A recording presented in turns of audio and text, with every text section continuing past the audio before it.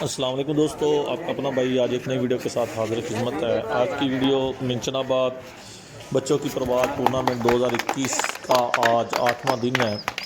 कल 7वें दिन 5 बच्चे बराबर हो गए थे, तो आज 8वें दिन 3 बच्चे उड़ाए गए हैं। 2 बच्चे जो कि ख़राब हो गए हैं उनके पास, तो वो नहीं उड़े। आज 3 बच्चे उड़े हैं जी।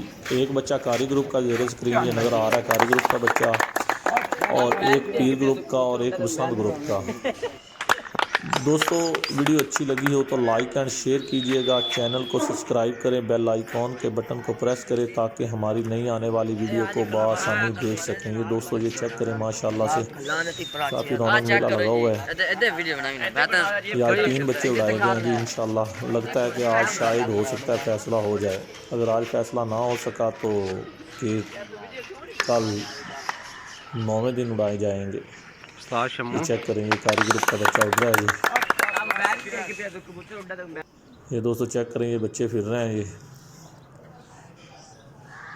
माशाल्लाह से बहुत अच्छी परवाज़ दी है इन्होंने। 7 दिन मुसलसल उड़ते रहे, आज 8वां दिन है, तो बहुत अच्छी परवाज़ की है जी माशाल्लाह।